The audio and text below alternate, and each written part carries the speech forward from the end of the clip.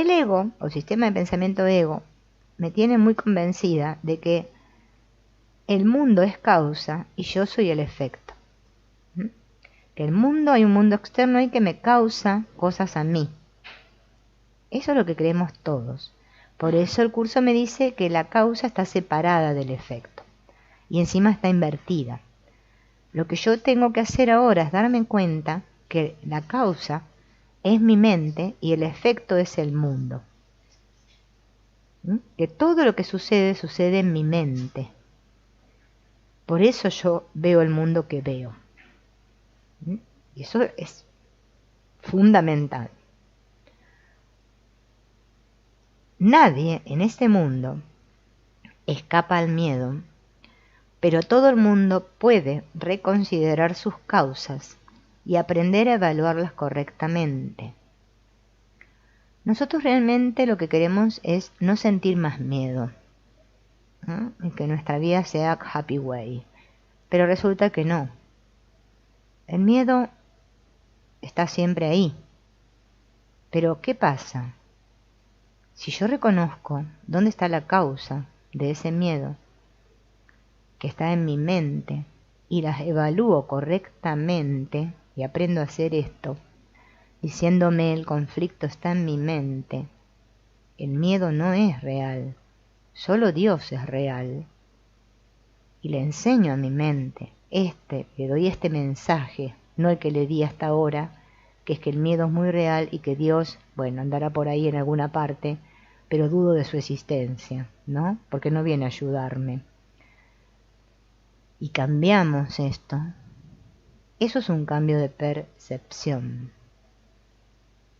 Eso es disolver o deshacer los obstáculos a la verdad. No escapando, que es lo que hacemos todos, ¿no? Somos grandes escapistas.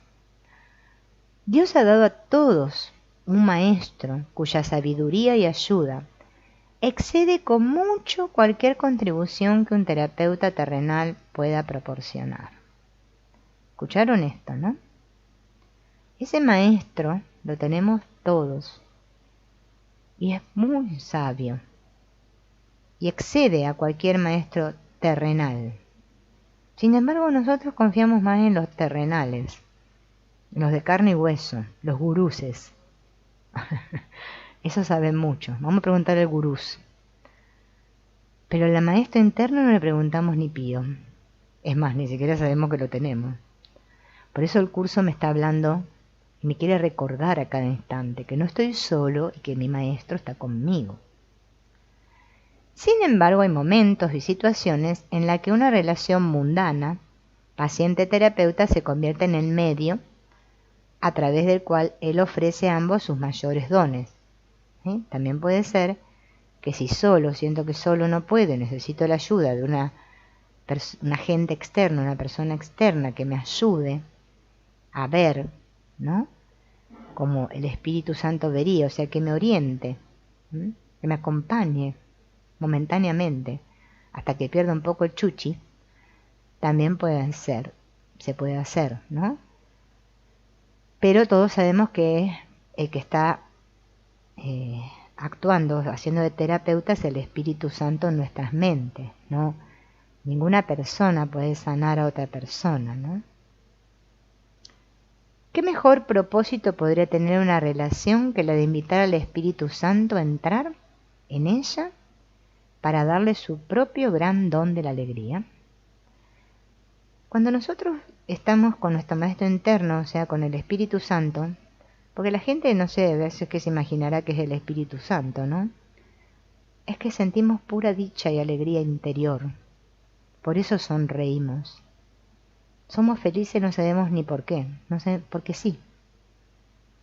Esa es la presencia en mí, de Dios en mí, el Espíritu Santo en mí, que me está recordando quién soy y por eso sonrío. Entonces cada vez que invitamos al Espíritu Santo a una relación, ¿no? Por eso Jesús lo dijo en la Biblia, ¿no? Cuando más de uno se reúne, o sea, cuando dos se reúnen en mi nombre, allí estoy yo. vista más alta podría haber para cualquiera que aprender a invocar a Dios y oír su respuesta. ¿Y qué objetivo más trascendente puede haber que rememorar el camino, la verdad y la vida y recordar a Dios? ¿Hay algo más importante? Quizás sí, ¿no? Tengamos otros objetivos y otros propósitos para nosotros, más que este. El auténtico propósito de la psicoterapia es ayudar en esto. ¿Podría algo ser más santo? ¿Ven para qué sirve la psicoterapia? Sin embargo, hay facilitadores que la usan para otra cosa. Me venden otro caramelo.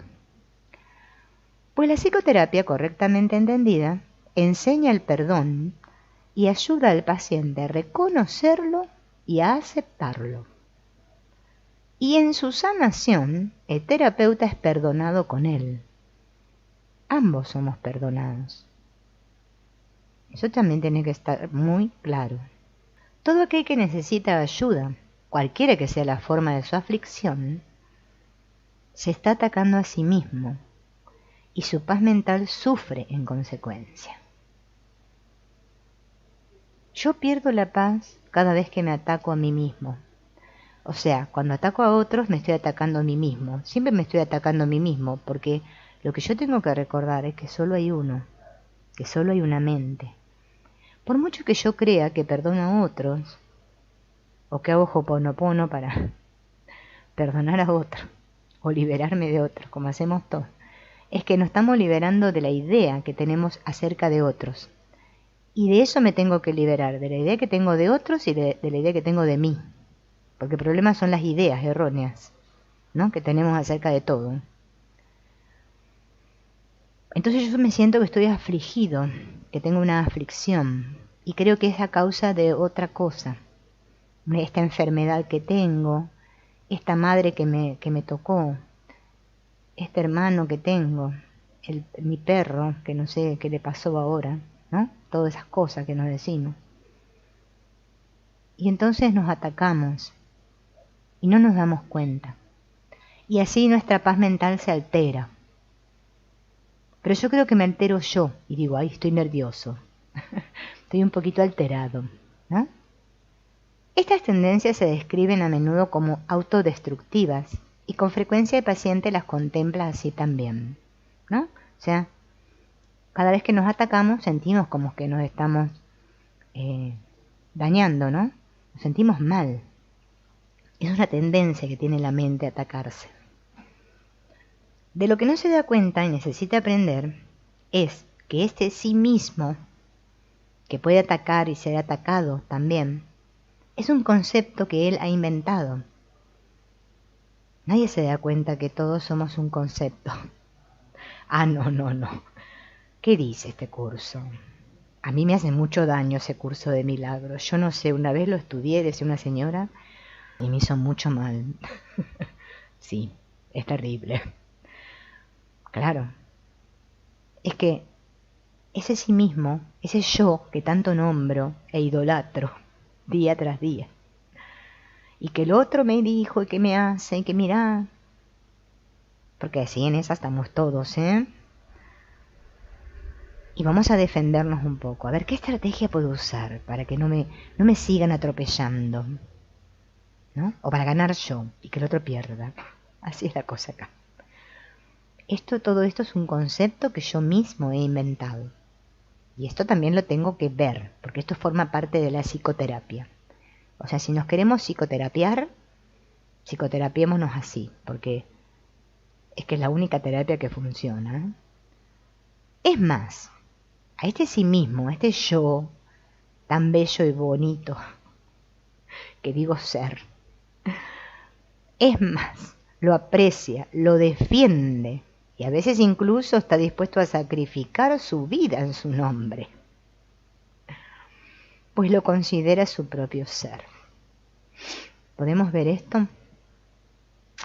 Ve cómo esta identidad está siendo manipulada, cómo reacciona a fuerzas externas que actúan sobre ella y la considera desvalida ante el poder del mundo. Todos nos sentimos así. Por eso está de moda esto que nos manipulen. Ay, no sé, pero me saltó la térmica, no lo pude evitar, reaccioné. ¿No? Este que me la quiere poner. Y claro, ¿y cómo me siento? Desvalido ante el mundo. Qué fuerte que es el engaño, ¿no? Que nos hemos hecho. Cuesta mucho ver esto. Y más que nada si lo queremos ver con la mente esta concreta que tenemos aquí. El intelecto, ¿no? O los ojos físicos. O pensando, razonando. Con el cerebro, como decimos. Con el cerebro pienso yo. La psicoterapia entonces debe restaurar a su conciencia la capacidad para tomar sus propias decisiones. Eso es curarme, sanarme. Cuando yo me doy cuenta que todo el poder está en mi mente. Yo decido darle realidad o no, atacar o no. Ese es mi poder. El paciente debe estar dispuesto a invertir su forma de pensar. Invertir su forma de pensar, ven acá bien claro, y a entender que lo que pensó, que proyectaba sus efectos sobre él, estaba causado por sus proyecciones sobre el mundo. ¿Sí? Me tengo que dar cuenta que siempre soy yo. Siempre soy yo, la mente. Por eso el perdón sucede en la mente. ¿Mm? Y tengo que ser bien consciente de que yo tengo que cambiar esa manera distorsionada que tengo de ver el mundo y de pensar acerca de otros y entender que eso que el otro me dice o me hace, si yo reacciono, es porque tiene que ver conmigo. Es mi culpa proyectada ahí fuera, porque hay una sola culpa, porque todos somos uno.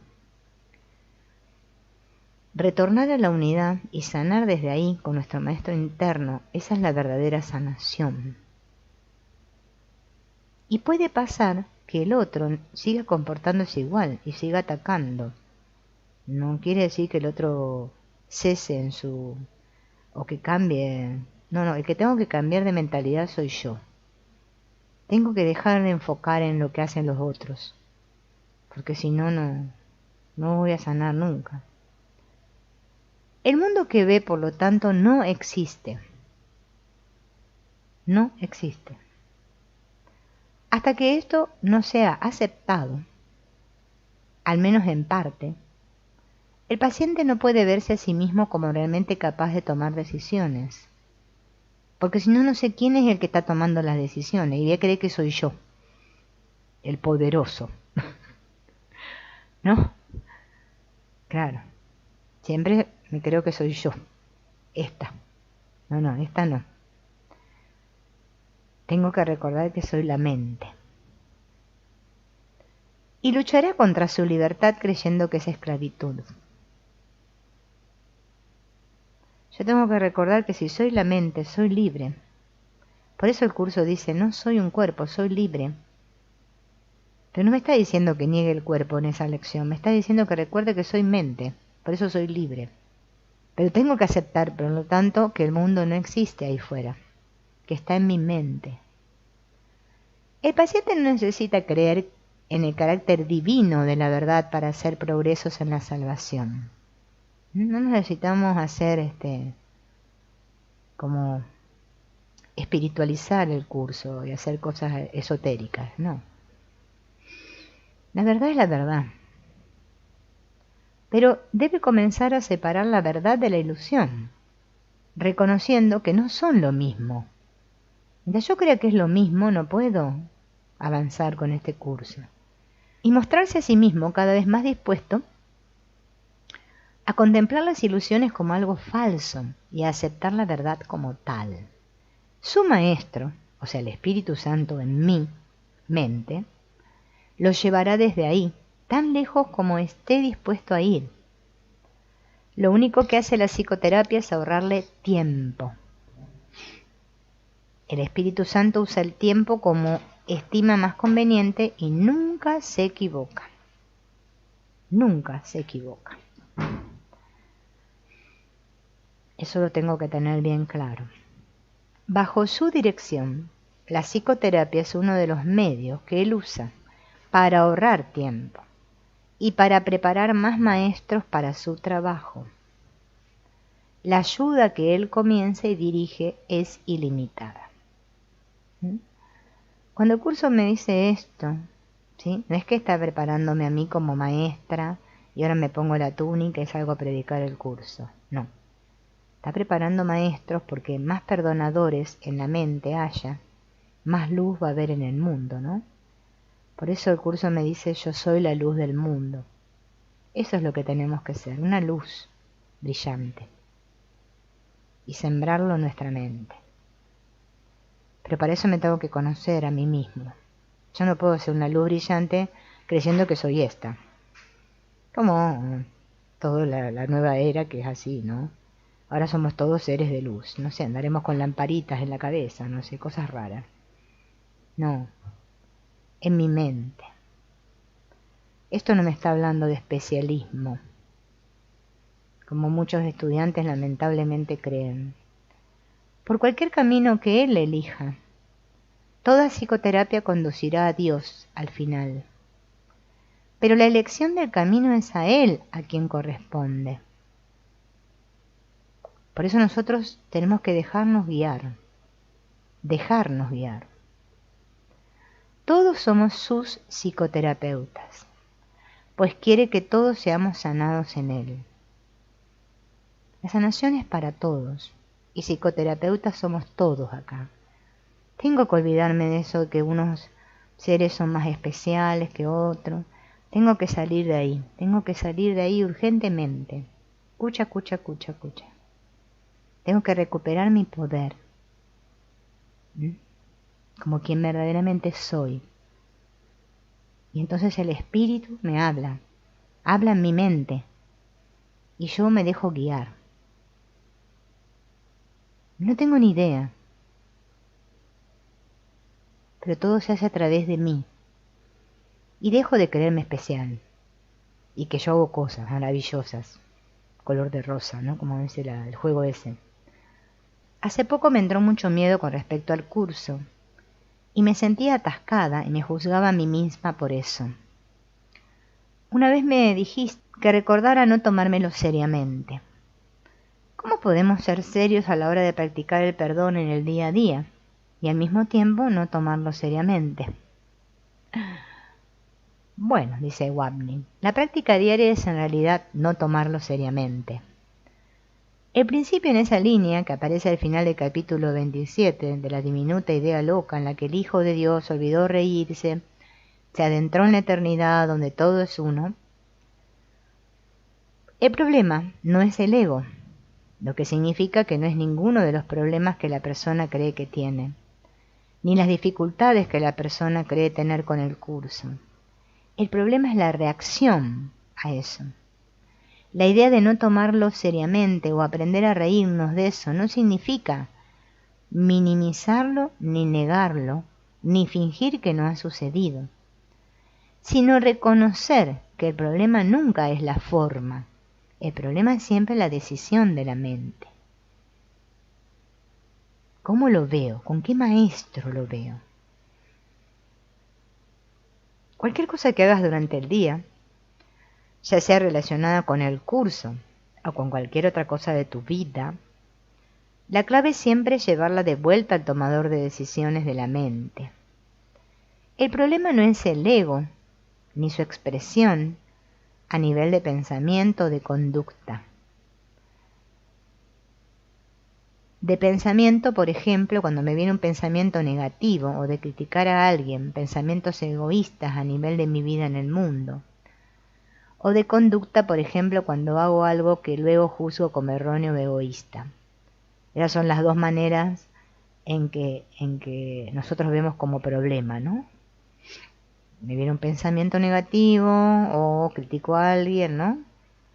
O, no sé, hago algo, no sé, insulto a una persona, no sé qué, me enojo con alguien.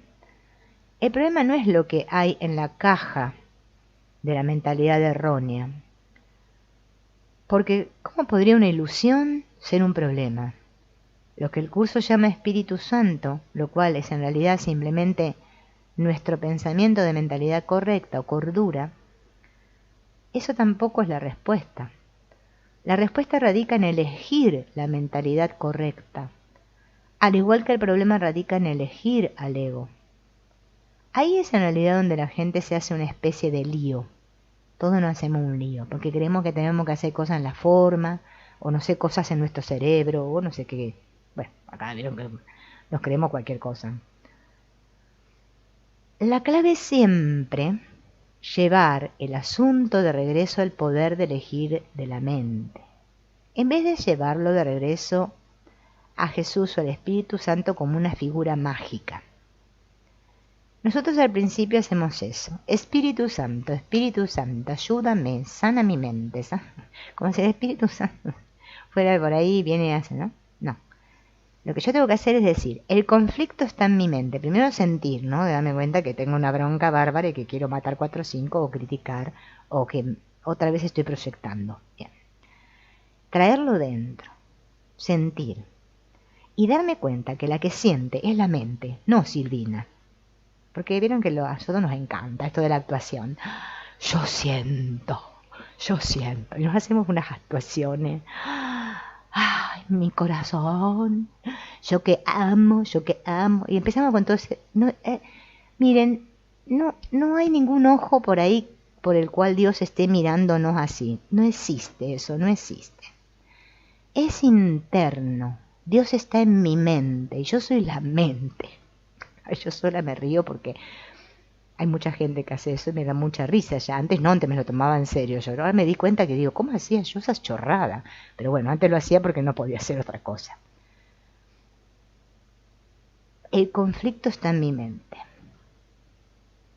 A ver, para acá. Eso es lo que tengo que hacer. Ese movimiento, ese gesto mental.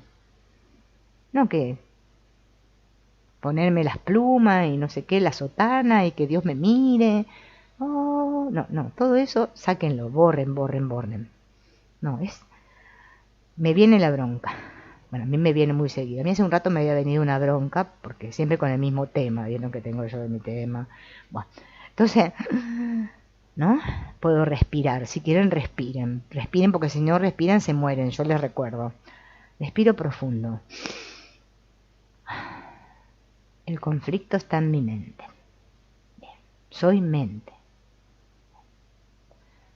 No, que estoy Espíritu Santo, y ando buscando al Espíritu Santo desesperada por ahí, con la lupa, no sé qué. El problema es simplemente la decisión de querer seguir en el sueño despertar de él. Así que incluso cuando uno está teniendo un mal momento con el curso, o con una relación, o con una enfermedad, o con algo que está sucediendo en el mundo, eso no es lo que parece. Nada es lo que parece. No, nada es lo que parece. Las apariencias engañan mucho. El problema nunca es externo. La práctica siempre consiste en traer el problema de regreso a la mente, que fue desde ahí es donde lo proyecté. Por eso ahí tiene que ser deshecho, en la mente. En la mente. Ken Wapnick dice que en uno de esos CDs grabados que hay por ahí, que Jesús no puede soportar a los estudiantes del curso. Es cierto, ay, sí. Llega un momento que yo me imagino, pobre Jesús, ¿no? Bueno, ya le pasó antes, hace mucho tiempo, cuando parece ser que estuvo acá en la tierra, que... y lo terminamos crucificando, me parece, si mal no me recuerdo. Y ahora... no sé, estará ahí y dirá, bueno, ¿qué vamos a hacer? Dirá, no hay caso con estos chicos. Bueno, entonces dice, ¿cuáles son las características de los estudiantes de un curso de milagros por las cuales Jesús se cabrea más, o sea, se enoja más? Bien, lo voy a decir. Si ustedes se encuentran entre alguna de estas características, bueno, háganse cargo. Háganse cargo, sí, viejo. Ya es hora de hacerse cargo. Bueno. Se trata de su seriedad. A veces también digo que si lees los evangelios, nunca jamás dirás que Jesús alguna vez se rió. En ellos no se dice que él sonriera, en la Biblia, ¿vieron? Le describen estando enfadado, llorando. En última instancia, el Jesús de la Biblia no es el Jesús del curso. El Jesús del curso está siempre sonriendo. Pero en cierto sentido es esa la cuestión. Cuando digo eso, medio en broma, me refiero a la seriedad que tienen los estudiantes del curso. Esa seriedad con el curso, que les hace tomarse las cosas tan en serio y juzgar a otras personas, juzgar a otros estudiantes del curso y a otros maestros del curso. En esa seriedad, es esa seriedad, la que les hace decir cosas tan poco amables, ¿no? A quienes están enfermos. Por ejemplo, la enfermedad es una defensa contra la verdad, le dice los estudiantes. Estás enfermo porque te estás defendiendo contra la verdad. ¿No? O sea que se vuelven muy insensibles los estudiantes del curso. También digo que el pecado, la separación y el ego no pueden ser el problema, porque ¿cómo puede una ilusión ser un problema? Si la gente pudiera darse cuenta de eso y entonces aplicarlo y generalizarlo a todo a lo largo del día, eso lo cambiaría todo. Ese es el sentido último de la línea que dice, no trates por lo tanto de cambiar el mundo, sino elige más bien cambiar de mentalidad acerca de él. ¿Cómo puede un mundo inexistente ser un problema? Eso no nos preguntamos, ¿no? No, pero realmente es que nosotros creemos que es un problema. El error que a veces la gente comete cuando digo algo como eso es que se convierten en alguien insensible y que no le prestan atención a nada, pero el mensaje no es ese en absoluto. Saber realmente que el mundo no existe te permite ser la persona más amable, sensible, cariñosa y amorosa inimaginable. Eso es debido a que no estás apegado a nada. Y entonces el amor fluye a través de ti y se expresa a través de cualquier forma que resulte más útil. Ya no estoy, estaré siendo lo suficientemente amoroso. Yo que hoy me hice la planchita en el pelo, me puse la queratina para que me brille. Estaré estando bonita para agradar a toda esta gente que me está mirando y que me vea que soy la santa hija de Dios. Ya no estamos en esa pavada. No, porque eso sería ser un blisnini. No. Sabemos que esto no es real, entonces no nos alteramos. Todo fluye. Y nos volvemos más amables. No le andamos diciendo al otro, pero vos, ¿qué te pensás? ¿No ves que el mundo no existe? O eso que te pasa la culpa, ¿eh? No, tenés que mirártelo, ¿eh? Tené cuidado. ¿No ves que eso que te pasó es por tu culpa? Porque está en tu mente. Y porque, claro, y empezamos a hacer un rollo, pobre al otro. Somos muy amables, somos divinos, sí, la verdad que sí. Yo a veces digo, cuánta bondad. El error, ¿no?, que comete la gente es volverse insensible. Yo no me tengo que volver insensible ahora, al contrario, voy a estar mucho más sensible. Voy a poder captar mucho más, porque el espíritu está en mí. Obviamente puedes observar lo seriamente que todo el mundo se toma las cosas, incluyendo los comentaristas, ¿no? O sea, bien, los comentaristas se refiere a los periodistas. ¿Vieron que nosotros ponemos la tele, está el periodista que dice, oh sí, hoy ha pasado esto en el mundo? Después ponemos el otro canal. No, eso que dice el canal no sé cuánto es mentira. Lo que es la verdad es lo que dice el canal 38. Y nosotros decimos, claro, porque ellos se lo toman en serio y nosotros también decimos, qué terrible. Bien. Y darte cuenta que todo el mundo miente y que todos son lo mismo, independientemente del lado del pasillo en que te encuentres, lo cual es el motivo de que nunca nada cambia. Llega un momento que nos damos cuenta que en este mundo no hay solución.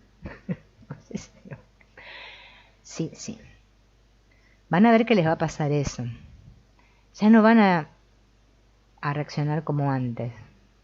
Van a quietarse y dejar que sea el Espíritu Santo el que decida en favor de Dios por mí, como dice el curso. Y no tanto que yo sé, que tengo...